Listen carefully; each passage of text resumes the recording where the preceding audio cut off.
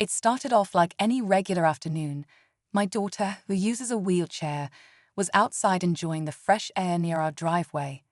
She loves that time of day, just watching the birds, feeling the sun.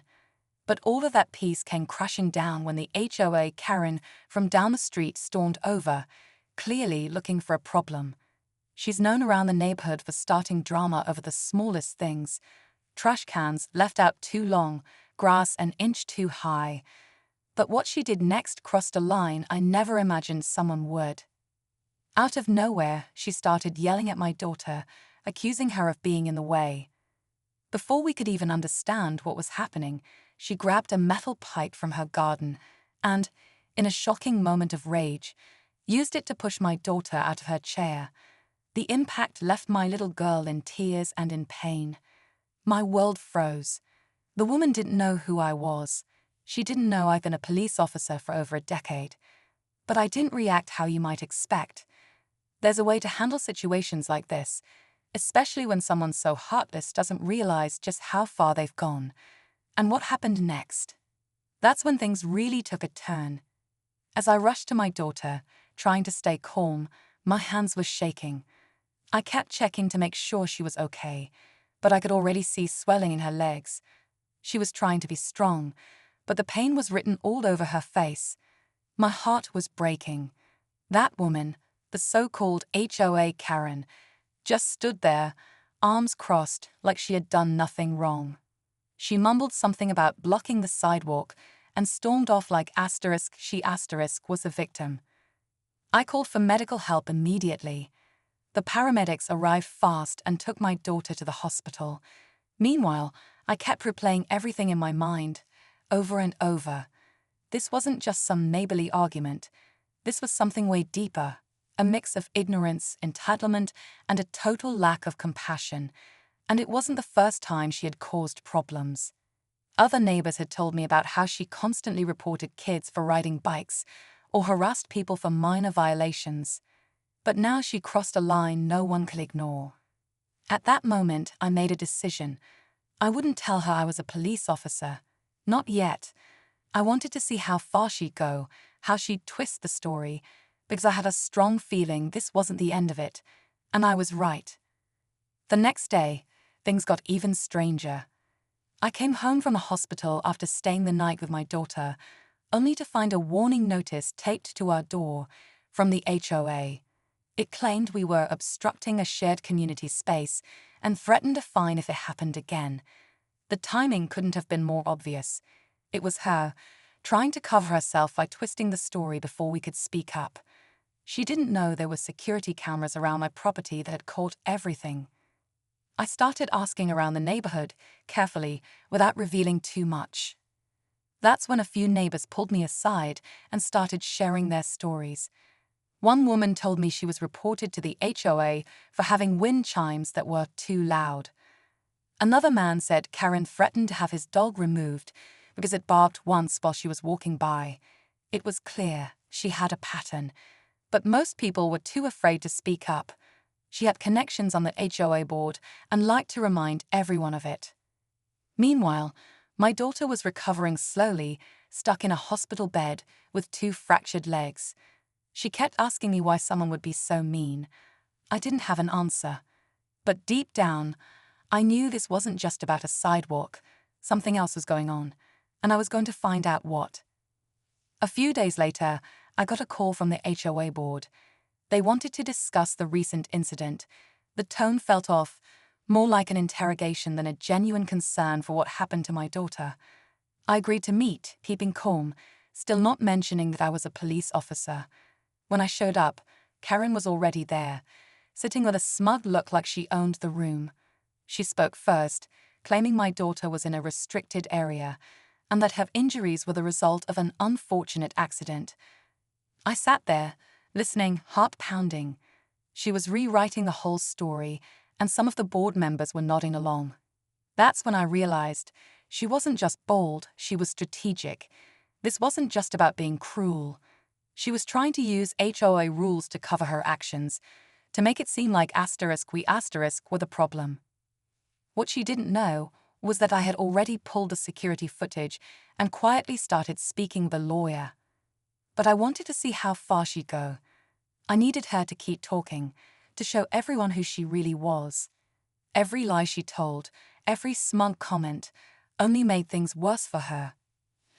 And then, just as she was about to finish spinning her story, I pulled something out of my bag. I reached into my bag and calmly placed a flash drive on the table. Before we go any further, I said, "There's something you all need to see." Karen's smile twitched. She didn't say a word, but I saw the color drain from her face. One of the board members leaned in, confused, and asked what was on it. I simply replied, "Footage from my security camera." It captured everything, from the moment she approached my daughter to what happened after. But just before I could offer to play the video, Karen snapped. She stood up, slammed her hand on the table, and accused me of trying to manipulate the board. She claimed the footage was fake, edited, and an invasion of her privacy. That's when I noticed a few people in the room shifting uncomfortably. The board wasn't as on her side as she thought. Then came the second twist, something I hadn't expected. One of the newer board members, a quiet guy named Leo, spoke up. He said, "Actually, I've been getting complaints too. About her. Harassment, intimidation, even threats." Karen turned to him stunned. You could feel the tension spike.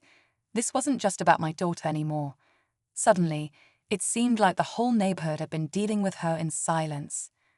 And that silence, it was about to break wide open.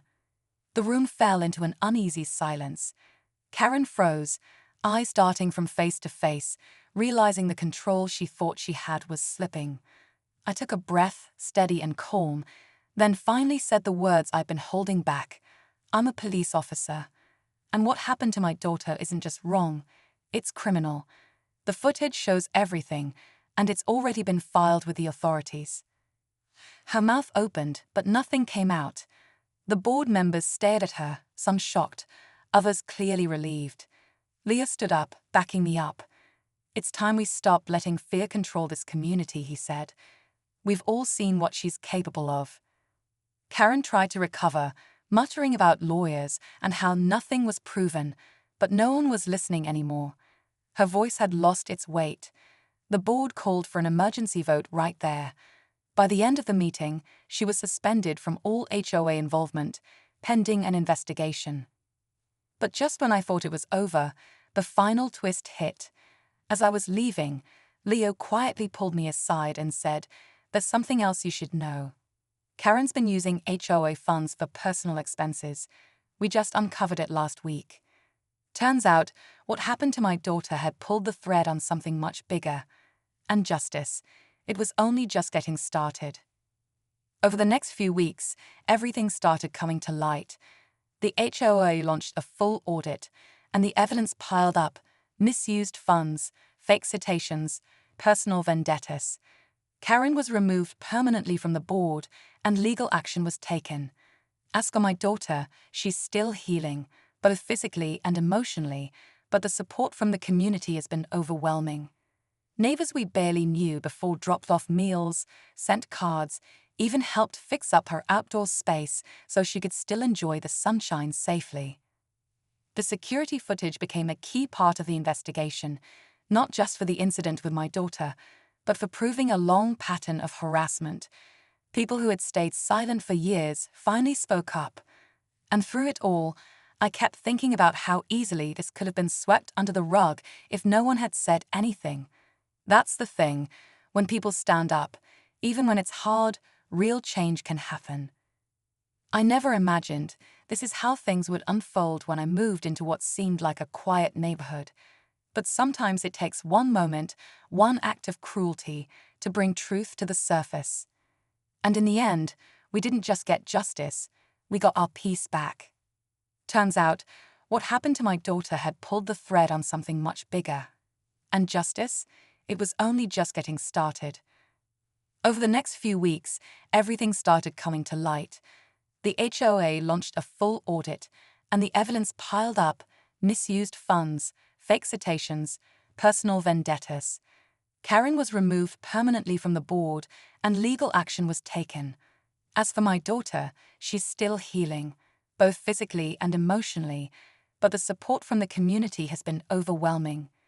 Neighbors we barely knew before dropped off meals, sent cards, even helped fix up her outdoor space so she could still enjoy the sunshine safely. The security footage became a key part of the investigation, not just for the incident with my daughter, but for proving a long pattern of harassment. People who had stayed silent for years finally spoke up. And through it all, I kept thinking about how easily this could have been swept under the rug if no one had said anything. That's the thing, when people stand up, even when it's hard, real change can happen. I never imagined this is how things would unfold when I moved into what seemed like a quiet neighborhood.